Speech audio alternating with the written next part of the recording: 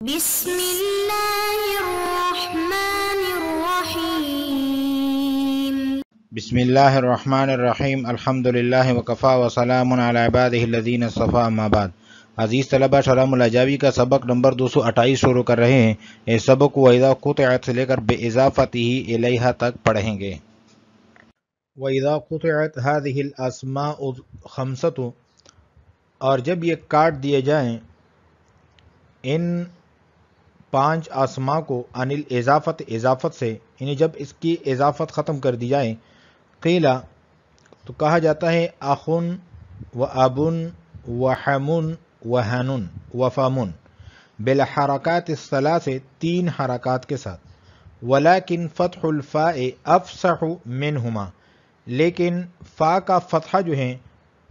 ای من الضم والکسر، ضمہ اور کسرہ سے زیادہ فصیح ہے۔ وجاء حمن مثل یدن، اور حمن آیا ہے یدن کی طرح، فیقال ھذا حمن و حمک، پس کہا جاتا ہے ھذا حمن اور ھذا حمک۔ ورأیت حمن و حمک ومررت بحمن او حمک۔ ومثل خبء بالحمزۃ، اور خب ان کی طرح حمزہ کے ساتھ بھی کہا جاتا ہے، فیقال پس کہا جاتا ہے ھذا حمأ وحمأک ورأیت حمأ او حمأک ومررت بحمأ وحمأک۔ ومثل دلو بالواو، اور دلو کی طرح بھی کہا جاتا ہے واو کے ساتھ، فیقال کہا جاتا ہے ھذا حمو وحموک ورأیت حموا وحموک ومررت بحمو وحموک۔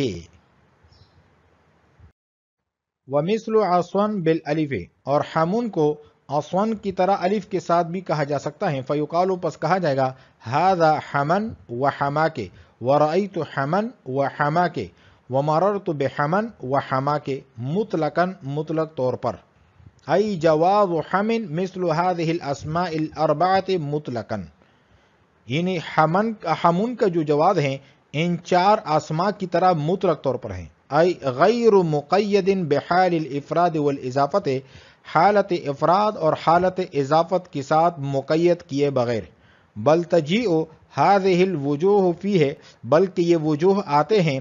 اس میں یعنی حمن میں، فی کل من حالتی الافراد والاضافت، حالت افراد اور حالت اضافت میں سے ہر ایک میں۔ وجاء حنون مثل یدین مطلقاً، اور حنون آیا ہے یدین کی طرح مطلق طور پر، ای فی الافراد والاضافت،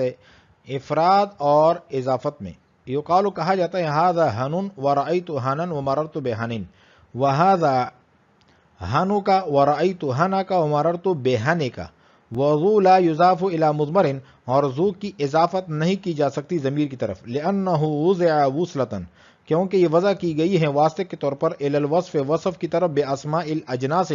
اسماء اجناس کے ساتھ، والضمیر لیس باسم جنس، اور ضمیر جو ہے یہ اسم جنس نہیں ہے، وقد اضیف الیہ علی سبیل الشذوذ، اور کبھی ضمیر کی طرف اس کی اضافت کی جاتی ہے شذوذ کے طریقے پر،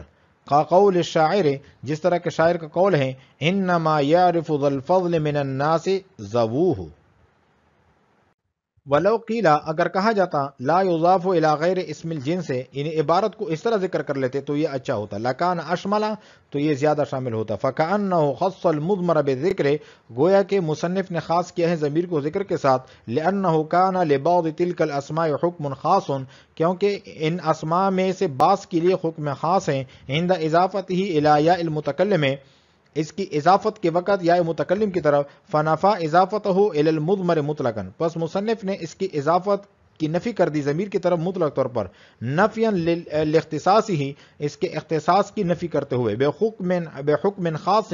خاص حکم کے ساتھ، باعتبار اضافتہ الیہ، باعتبار اس کے اضافت کے، الیہ یا متکلم کی طرف، ولا یقطع، اور نہیں کاٹا جائے گا ذو کو عن الاضافت اضافت سے، لأن جعلہ وصلۃ الی الاسماء الاجناس، کیونکہ اس کو بنانا وسیلہ اسماء اجناس کی طرف لیسا نہیں ہے الا باضافت ہی الیہا مگر اس کی اضافت کے ساتھ اسماء اجناس کی طرف. وَإِذَا قُطِعَتْ هَذِهِ الْأَسْمَاءُ الْخَمْسَةُ عَنِ الْإِضَافَةِ قِيلَ أَخٌ وَأَبٌ وَحَمٌ وَهَنٌ وَفَمٌ بِالْحَرَكَاتِ الثَّلَاثِ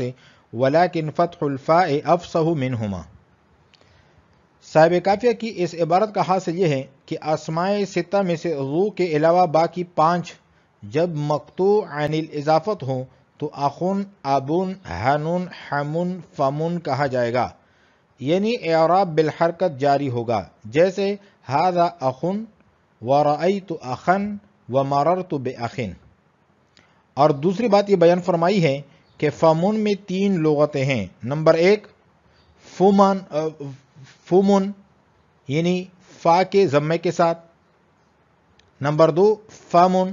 یعنی فا کے فتح کے ساتھ. نمبر 3 فیمون یعنی فا کے کسرے کے ساتھ. لیکن فتحہ جو ہیں یہ ضمہ اور کسرہ سے زیادہ فصیح ہیں. وَإِذَا قُطِعَتْ هَذِهِ الْأَسْمَاءُ الْخَمْسَةُ اور جب یہ 5 اسماء کاٹ دیے جائیں عن الاضافت اضافت سے، یعنی جب ان کی اضافت ختم کر دی جائے، قیل تو کہا جاتا ہے اخن و ابن و حمون و حنون و فمون بالحرکات الثلاث، اور فمون جو ہیں یہ تینوں حرکات کے ساتھ ہیں. ولیکن فتح الفاء افصح منہما، لیکن فا کا جو فتحہ ہے یہ ضمہ اور کسرہ سے زیادہ فصیح ہیں. وجاء حمون مثل یدن فیقال هذا حمون وحمک ورأیت حمن وحمک ومررت بحمین او حمک. اس عبارت میں یہ بتلا رہے ہیں کہ حمون میں لغت مذکورہ کے علاوہ 4 اور لغتیں بھی ہیں. نمبر 1 یدن کی طرح، یعنی لام کلمہ واو محذوفہ نسیہ منسیہ کے درجے میں ہو. اس لغت کے مطابق حالت افراد میں ھذا حمون، رأیت حمن ومررت بحمین کہیں گے، اور حالت اضافت میں ھذا حمک ورأیت حمک ومررت بحمک کہیں گے.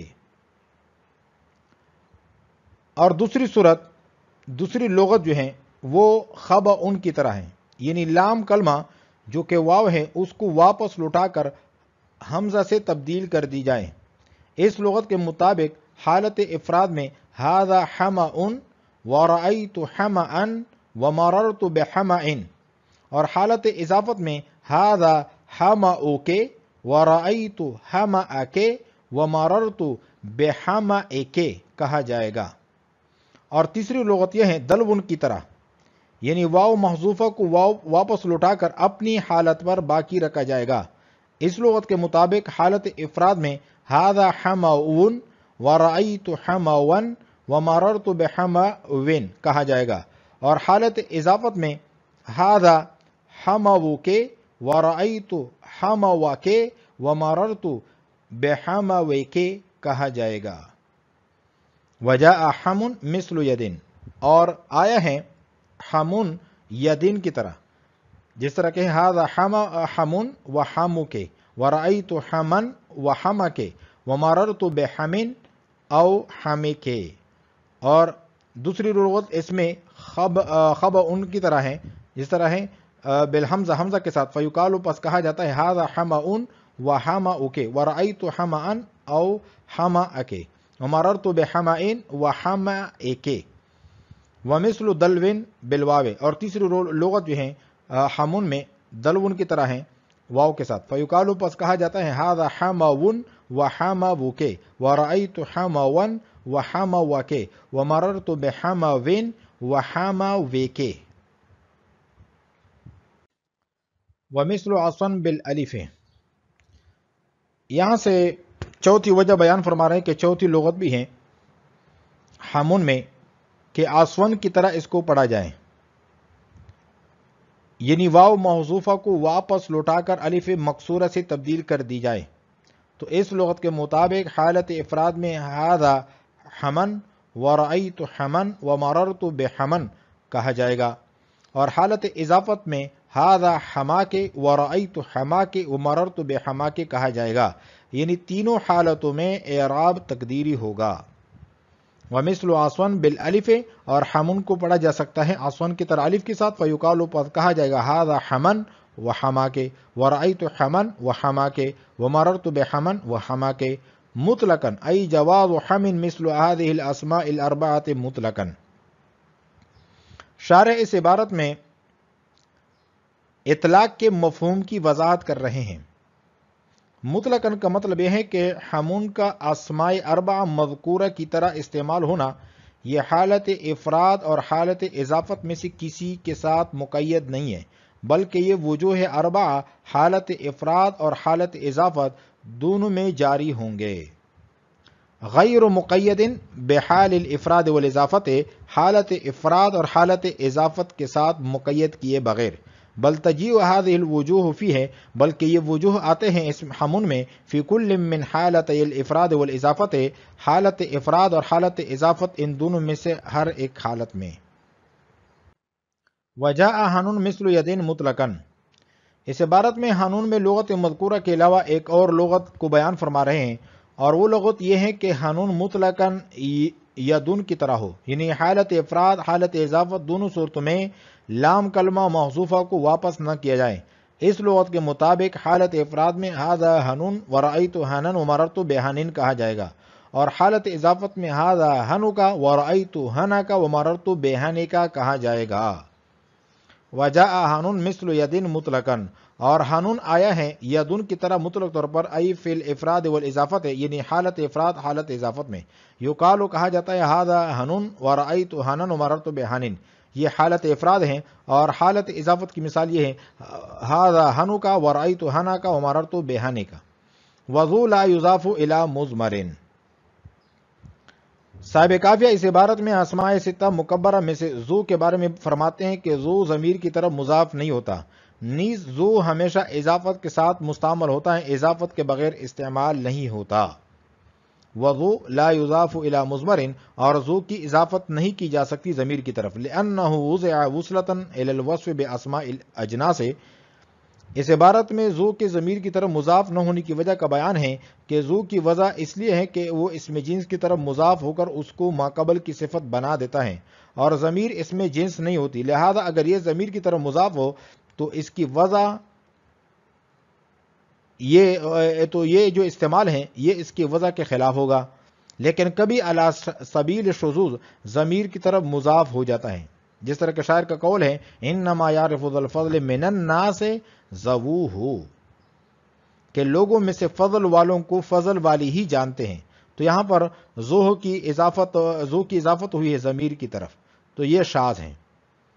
لأنہ وضع وصلۃ الی الوصف باسماء الاجناس، کہ یہ وضع کی گئی ہے ضمیر واسطے کے طور پر وصف کی طرف اسماء اجناس کے ساتھ، وضمیر لیس باسم جنس، اور ضمیر اسم جنس نہیں ہے، وقد اضیف الیہ علی سبیل الشذوذ، اور کبھی ضمیر کی طرف بھی اس کی اضافت کی جاتی ہے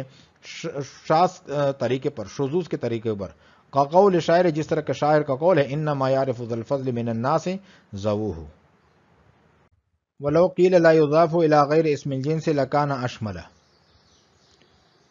اس عبارت میں ایک اعتراض کو نقل کر کے فَكَأَنَّهُ سے اس کا جواب پیش کر رہے ہیں علامہ جامی۔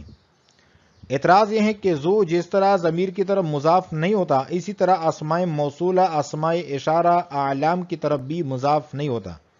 تو اگر مصنف لا یضاف الی غیر اسم الجنس کہتے تو یہ زیادہ اشمل تھا، اس لیے کہ ضمیر اور اسم ظاہر غیر جنس سب کو شامل ہو جاتا، مصنف نے ایسا کیوں نہیں کیا؟ تو اس کا جواب یہ ہے کہ مصنف نے ضمیر کو خصوصی طور پر اس لیے ذکر کیا کہ اسماء ستہ میں سے بعض اسماء کے اضافت الی یا المتکلم کے وقت مخصوص احکام ہیں، جیسا کہ اخی اور ابی میں امام مبرد کا واو کو واپس لٹا کر اس کو یا سے تبدیل کر کے یا کا یا میں ادغام کر کے ابیہ اور اخیہ کہنا، اسی طرح فمن میں واو کو واپس لٹا کر یا سے بدل کر یا کا یا میں ادغام کرنا۔ تو مصنف نے ذو کی مطلق ضمیر کی طرف اضافت ہی کی نفی کر دی تاکہ یہ وہم پیدا نہ ہو کہ جس طرح دوسرے اسماء ستہ کے لیے اضافت الی یا المتکلم کے وقت خاص احکام ہیں، اسی طرح ذو کے لیے بھی اضافت الی یا المتکلم کے وقت بعض احکام مخصوص ہیں۔ تو مصنف نے ذو لا یضاف الی مضمر کہہ کر یہ بتلا دیا کہ ذو تو ضمیر کی طرف مضاف نہیں ہوتا، چہ جائے کہ اس کے لیے اضافت الی یا المتکلم کے اعتبار سے بعض احکام مخصوص ہیں۔ ولو قیل اگر کہا جاتا لا یضاف الی غیر اسم الجنس لکان اشملا تو یہ زیادہ شامل ہوتا۔ فکأنہ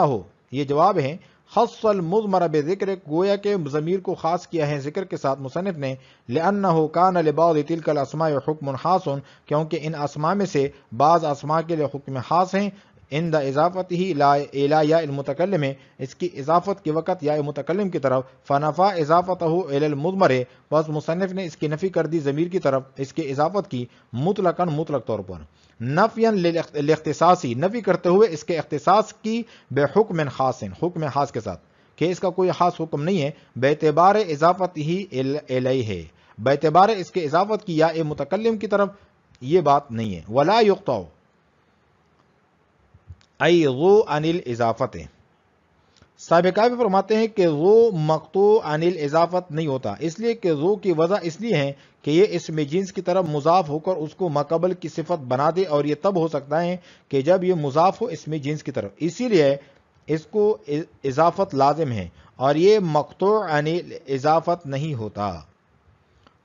ذو ولا یقطع ذو عن الاضافت اور نہیں کاٹا جا سکتا ذو کو اضافت سے، لأن جعلہ وصلۃ الی الاسماء الاجناس کیونکہ ان کو بنانا وسیلے کے طور پر اسماء اجناس کی طرف نہیں ہے، الا باضافتہ الیہا یعنی یہ وسیلہ نہیں بن سکتا سوائے اس کے کہ اس کی اضافت کی جائے اسماء اجناس کی طرف۔